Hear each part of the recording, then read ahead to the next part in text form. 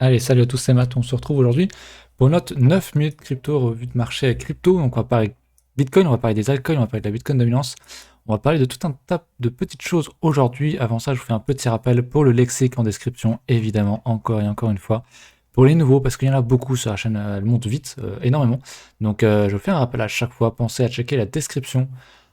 Pour les nouveaux, il y a plein de termes qui sont expliqués. Il y a d'autres choses aussi, un document sur la stratégie de trading, les indicateurs qu'on utilise avec des liens TradingView, etc., etc. Donc allez checker ça. Bitcoin en daily. Bon, on est toujours dans un espèce de range hein, depuis février. On a buté pile sur une petite extension de Fibo là. Donc ça change pas hein, pour mon cas. J'ai toujours le même discours, donc à savoir en H4. Hop, si je me mets comme ça. Enlever tout ça. Pour moi, le niveau à casser, c'est le 60 000. Les 60 000, cette grande zone-là à casser. Et si on casse ça, c'est bullish. On va, à mon avis, selon moi, directement à 72 000. Vous le savez, il y avait une extension qui traînait. C'est sur l'autre graphe.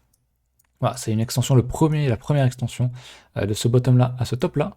On a donc le 1.272 qui est ici, qui est en gros sur les 72 000, 73 000 en fait ici. Mais je crois que je l'ai mal tracé, je crois que c'est 72 000. Enfin bref, dans cette zone-là, cette grande zone-là qui sera une grande zone de prise de profit pour ma part. Donc voilà, à faire attention pour Bitcoin là-dessus. Mais en soi, on est bullish, hein, je veux dire actuellement, si on casse ça, c'est vraiment bullish, hein, parce que là, on a vraiment une résistance. On a touché une fois, deux fois, trois fois, quatre fois, cinq fois, six fois, on peut même dire sept fois, je compte pas toutes les petits mèches. 8 fois, 9 fois, on a une dizaine de fois. On a touché ce niveau-là une dizaine de fois en résistance. Donc la fois où on va le péter, ça va être quelque chose de sérieux. D'ailleurs, je devrais pas tracer un seul niveau, mais plutôt une zone. Je vais plutôt tracer quelque chose. Hop là, quelque chose comme ça. On va le mettre évidemment en rouge. Résistance, je vais enlever ce niveau-là. Ok, je me suis planté de niveau. On va le mettre en rouge, donc vous avez compris l'idée. De toute façon, résistance. Voilà. On est dans ce range-là. Tant qu'on tient le Vegas H4, il n'y a aucun problème, on reste bullish sur Bitcoin. Si on casse ce Vegas là, c'est pas très bon, il faudra absolument rebondir sur ce support là. Vous le savez, on avait parlé d'un potentiel probable épaule tête épaule. Je le vois d'ailleurs beaucoup circuler, hein, un truc comme ça, je vois circuler ça. Ça, c'est pas un épaule tête épaule en fait, puisque les deux épaules doivent être au même niveau. Alors il y a une certaine marge d'erreur possible, mais ici, c'est pas possible d'avoir une épaule ici et l'autre complètement de cette taille là. Donc non, on aura une épaule tête épaule si on vient dans cette zone là. Et si on vient casser ensuite. Donc pour l'instant, il n'y en a pas. Et puis de toute façon, une épaule tête-épaule inversée, ça se trouve dans une tendance baissière. Or, on a une tendance haussière. Donc c'est une épaule tête-épaule inversée de continuation, entre guillemets. Donc c'est plutôt du 50-50 en termes de réussite. Mais voilà, si on regarde les choses telles qu'elles le sont, ces niveaux de résistance-là, s'ils cassent, c'est quand même très bullish. Donc je pense qu'on ira chercher mon fameux 72 000 qui est par ici. Voilà pour Bitcoin, rien ne change là-dessus. Voilà, je voulais regarder vite fait le funding parce que je l'ai ici, mais en tête plutôt comme je l'ai préparé. Le regarder ici, donc l'open interest, hein, tout est bien. On enchaîne les plus hauts encore et encore, donc pas de problème.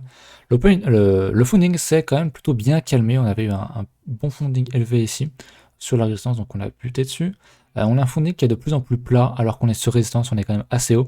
Donc ça renforce mon idée de qu'on va sans doute casser à la hausse, parce que en termes de chartisme, c'est quand même très solide, ce niveau-là. Le fait qu'on casse, pardon, pas qu'on casse pas, mais qu'on bute plusieurs fois sur le même niveau, ça invite à penser qu'on va finir par le casser.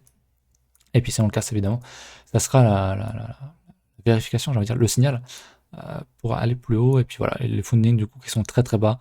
On n'est pas loin d'un funding négatif hein, depuis un petit moment. Donc c'est très très bien. Je suis plus bullish, hein, la tendance est haussière de toute façon, donc je jouerai plutôt la tendance.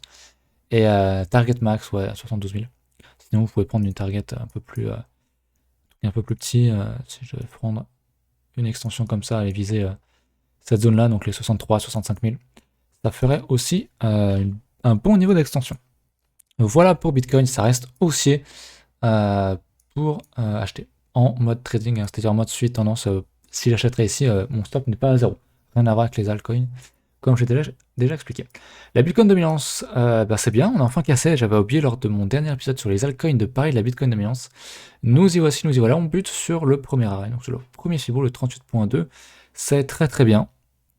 Donc ça casse, c'est confirmé, c'est juste magnifique. C'est-à-dire qu'on a quand même un beau double top, ici, dans une tendance baissière, la tendance de fond est quand même baissière, donc c'est un double top qui s'inscrit parfaitement dans la tendance dans laquelle il doit être.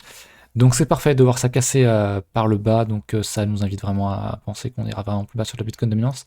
Donc les capitaux vont circuler de Bitcoin aux altcoins. Encore une fois, ça ne veut pas dire que Bitcoin va tomber et la Bitcoin dominance est tombée tout 2017, alors que les altcoins ont monté et Bitcoin aussi. Simplement, on risque de voir une petite décorrélation à un moment donné entre Bitcoin et les altcoins. Et ça risque de péter, de toute façon on le voit avec les figures 1K sur les alts depuis un petit moment maintenant. Ça commence déjà à bien péter, donc voilà, ça suit ce qu'on avait en tête avec Tilt, donc pour l'instant on va pas faire les étonner, on casse, on est très content, mais on n'est pas étonné non plus, donc très très bien là-dessus. C'est super, je voulais peut-être regarder avec quelques alts avec vous. Qu'est-ce que je pourrais regarder? Le Bitcoin Diamond, j'avais fait un point dessus sur la vidéo. Bon, il n'y a pas grand-chose qui a changé. On va regarder ça. En daily. Ouais, on a un petit peu de rouge. Alors, on va peut-être passer en linéaire. C'est un peu plus impressionnant en linéaire parce on doit prendre du moins 30%, un truc comme ça. On a pris jusqu'à du moins 33%, donc c'était potentiellement une plutôt bonne entrée à voir sur le Vegas H4. Souvent, ok, le Vegas H4 est ultra loin. Ah non, pardon, je suis en H1. Oui, donc le H4 est encore plus loin du coup.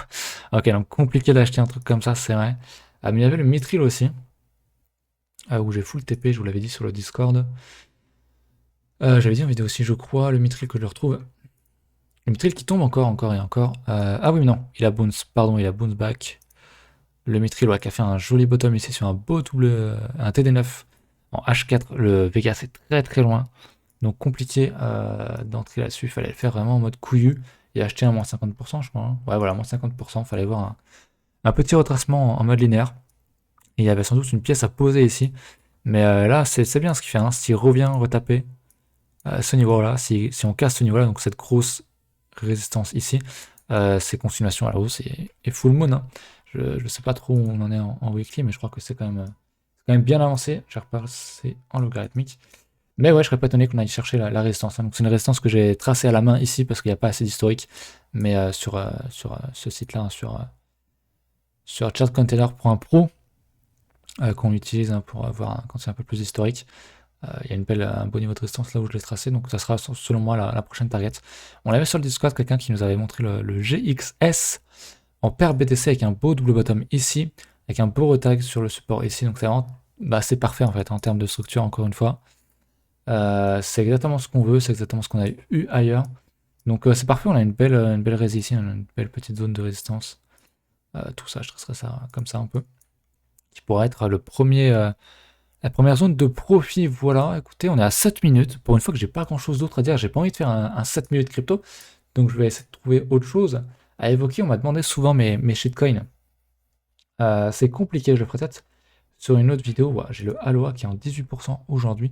Donc c'est en pur shitcoin. Hein. Le truc s'appelle Aloha. Enfin, je veux dire, j'ai mis 5% d'un folio dedans et même pas en fait. Au total, j'ai dû mettre genre 1%.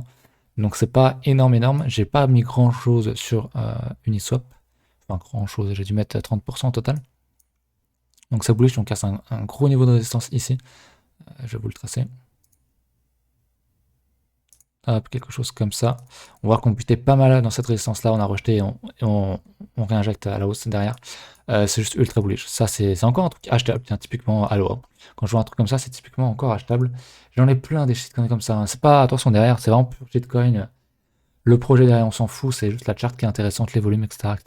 Ou la capitalisation aussi, ça vaut du coup le risque de mettre quelque chose dedans. Il y avait le Zora qui était très très bien, je crois que j'en avais déjà parlé. Belle figure de continuation, j'allais dire, non, de compression. Enfin, de compression, il n'y a pas eu de mouvement avant, mais d'accumulation.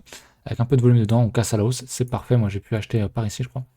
Donc, je vais avoir une moyenne par ici, donc je suis déjà en 180%. C'est très très très volatile, hein, les trucs sur Uniswap, c'est vraiment extrêmement risqué. Ce truc-là n'est pas encore parti, mais globalement, les trucs que j'ai ici, c'est des trucs que j'ai achetés il y a pas longtemps.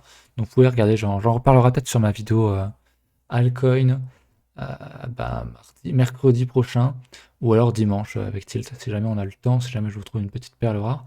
Il y a moyen qu'on parle de ça, donc ouais, j'espère que cet épisode vous a plu. On se retrouve demain pour une vidéo avec Tilt pour justement ces altcoins qu'il a présenté. Je crois que c'est des trucs qu'on avait déjà vu, je crois que c'est du suivi de portfolio qu'il y a à faire demain, parce que c'est le truc dont on a déjà parlé. Donc voilà, je vous laisse là-dessus, je vous remercie. N'hésitez pas à mettre un petit commentaire, un petit pouce bleu. On le demande jamais, donc pensez à le faire. Et puis écoutez, on se retrouve très très bientôt. Salut.